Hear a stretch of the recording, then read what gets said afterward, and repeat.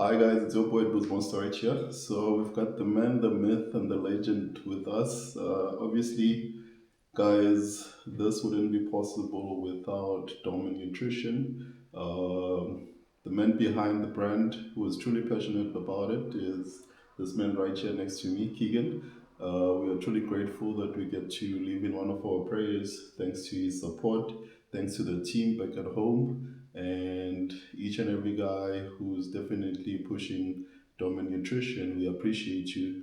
To all our customers, thank you for being loyal to us. We appreciate y'all, and this is not possible without your support. So, Keegan, you've been all over the world with me and seeing these shows. What has been the highlight for Mr. Big Evolution for you? Well, firstly, the man, the myth, the legend is Muzi. Guys, we were just talking about his record earlier on, and I don't think you guys actually appreciate it. When we come to Mr. Big Evolution, it's over 200 athletes. Yeah. We were in Spain 2 weeks ago, there was 118 athletes. Mr. Olympia is maybe 400, I don't even know what the numbers are. Just to be on that stage is, guys, this is a major achievement. And coming from South Africa, it's not a very big sport. We got soccer, cricket, and rugby. And then to get a top 10 placing in these events is, I see how the girls celebrate and the guys celebrate. To get a top 5 placing is literally, it's one in a million. To get a top 3 placing is literally, it's almost like one in a billion, really. And then, to qualify for the Olympia, not many people do that. So to put everything into perspective, your career so far, Muzi, I mean, I watched the sport. We were just talking about your placings. This is the second. Last week was the third, behind two really accomplished athletes. So yeah, to be part of something like this and place that high is just magnificent, and to absorb it now is just really, it's just sinking in what you've done in the last 2 weeks, and well done. And thanks everybody back home for supporting the brand. Really, to get to these events, in such short space of time and make it possible is literally thanks to the customers back home. No, thank you so much, guys. And then another thing, Kicks, is that whenever you're looking at the promoter of the show, what were your thoughts, firstly, of the gym? So we've just launched our gym, and I mean he's got 420 machines, guys, in his gym. So I want you guys to go down to your local health club and count how many machines you've got. And I was speaking to a member at his gym, and he said last year he had 300 pieces of equipment. So he's increased that by 30% in just over a year. And I think he spoke to you, and he says he wants 500. I can see this guy doing that. So I mean, he's got old pieces with new pieces, and then it's just the super modern stuff. It's just, if you really look at how those machines hit the different angles. I mean, you saw how we lucky we got there at 9 o'clock, or we would have been there till 12 o'clock if we closed. So, guys, the range of equipment in these gyms is something you'll never see. And we tried to bring it back home. We've just launched our gym, and I've got selected 7 or 8 pieces that I just handpicked, but it's nothing like you've ever seen. There's 5 or 6 machines for each movement. And you got from Panata, which is the best name, to Cybex, to Nautilus. There's Atlantis, and then you still got the Chinese makes, and then you still got the old cable pulley mechanisms. It's something we need to actually implement back home to grow the sport. Yeah, definitely. And they say this is not a health club, but it's a bodybuilding gym. I mean, we felt at home when we got there. I didn't notice it the first day, but you were sitting at the entrance. I said, "Hey, Muzi, did you see the sign at the entrance?" And it's like, this is not a health club. And guys, it's so important to understand your surroundings. As a businessman, you have to be around businessmen, and usually you want to be around businessmen more successful than you. Muzi was just saying in South Africa, he is the best, and it's hard for him to get motivation because, as a youngster, you come up and you look at it and you want to achieve it, and he's achieved everything. But I want you guys to take a step back and understand your surroundings. If you want to be a bodybuilder, if you want to be a businessman, if you want to be an artist, whatever you choose, your surroundings are really important. So you can't go and be a bodybuilder training in a health club, and you guys need to understand this. Lions don't hang around buffalo when they hunt. Lions hang around lions. And it's the same concept in bodybuilding. When you're in the gym surrounded by bodybuilders, you absorb their energy, and it promotes you to be the best. And it's the same with businessmen. I try and associate with guys way better than me. So put yourself in an environment where you primed to win. and you choose, and you can see it and you can feel the energy. But Muzi will tell you he prefers the gyms that got the equipment, and the environment is very important. Yeah, no, definitely. Our environment is everything, guys.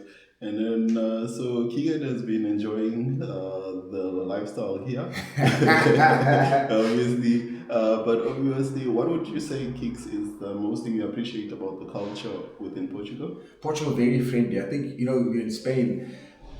There's a lot of sunlight here, and you can see the people in the places that have sunlight are generally more happy. Yeah. We've toured other places in Europe, and it wasn't the best experience, but I like the friendliness of the people. A lot of mixed cultures. You begin to see how lucky they are, because it's an hour to Spain and 2 hours to England and then 2 hours to France. These guys can fly around like that and be in another country.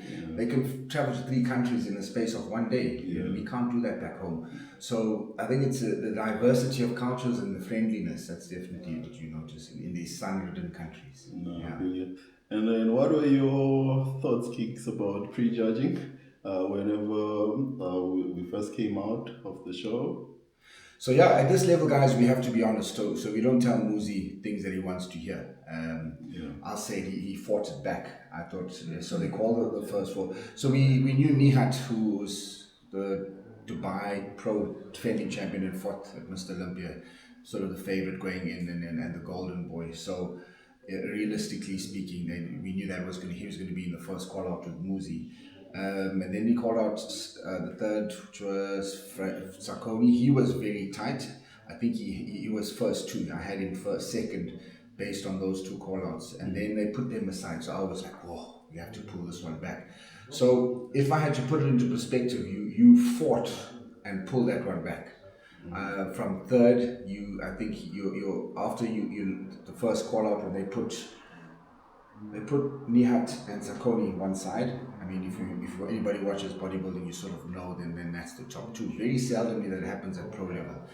And I think you lost the confidence. And I saw the same thing happen in Dubai. You got, I think it's the third call out and the head went down. So I think when that happens, I'm going to swear at you in front of the crowd, like, get that head up. Yeah. But you brought it back, and Sarkoni lost it. Yeah. And you pull that one back purely in the second round. It wasn't really a prejudging, but in the second round, you really came back strong. So guys, anybody competing and you don't get the call outs, don't give up, because from judging from the crowd, we watch your demeanor and how you carry yourself, and at this level that counts. They watch everything from standing in the back to following the quarter turns, everything. It all counts at this level.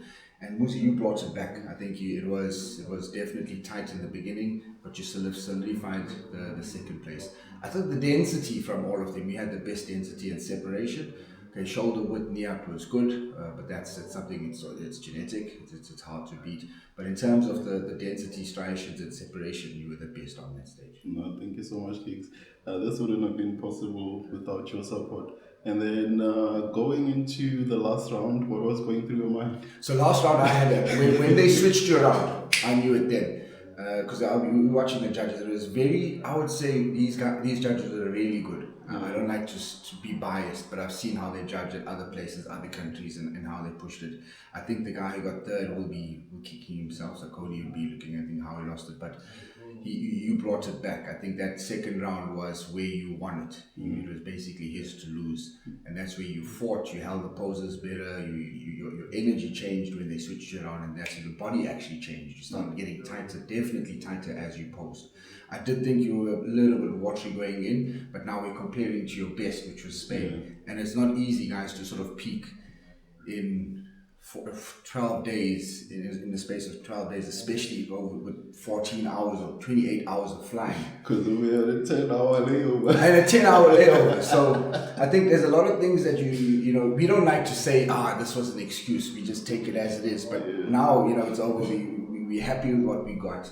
But guys, 28 hours of flying with a 10 hours layover, coming in here, an hour workout where we were just too excited, living on adrenaline. These small things all add up. Then getting used to the food. I bought patties that had pork in it. So the language barrier, all these things. And it's that's why I like to travel with Muzi. Muzi needs to just be relaxed. I sort out all the small nitty gritty things so he can focus, get in the room, pose, connect, what he has to do. It really takes a lot with just getting there, and getting on stage. So yeah, it was yours that you brought back. I think you fought for that one. No, it's all thanks to Doorman Nutrition. I think because of as you're saying, the environment is quite important here, and this wouldn't be possible without having you within our circle. And the guys back at home, they know how passionate you are about bodybuilding, not just Doorman Nutrition, and you want to take the industry forward. And if there's one thing, guys, that you must truly, truly understand is that we as Doorman, we represent authenticity, and the most important thing is that as a brand, we want to constantly ensure that we sustain the quality as much as possible and not cut any of our quality, So this is the man behind it all, and we are truly grateful as Domain Nutrition to be leaded and guided by this great gentleman next to me. And to the guys back at home, guys, please do watch out for Keegan's videos. He's constantly chatting about business, entrepreneurship, and how to improve your life as an individual. So, with that being said, Keeks, what would be your advice for upcoming bodybuilders? I think you displayed everything that I would like to advise today is just never ever give up. And coming from South Africa, we go through probably more than any of these guys have been through. So we've got that spirit. It's in us. So just never give up, guys. It sounds cliched, but if you keep putting it into perspective, there's so many examples I could give. And we got third, we got second. Anybody that can follow stats understands what the next show is going to be. So we go in fired up. So never give up. Always give it your best, and just keep at it, guys. You cannot beat somebody who doesn't give up. I think you get that in your head.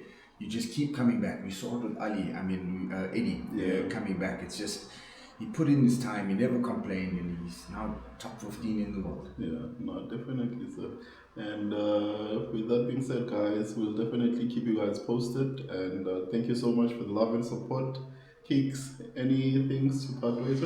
Yeah, so it's all on you now. I think I want this qualification as bad as you. So just watch out for us, guys. We're planning. There's about 6 shows. I think all of them in America now. I think the European leg is pretty much done. Yeah. So you guys tell us what we should do. Yeah. Go to the States. There's Tampa and Texas that we're eyeing out. Should we do that?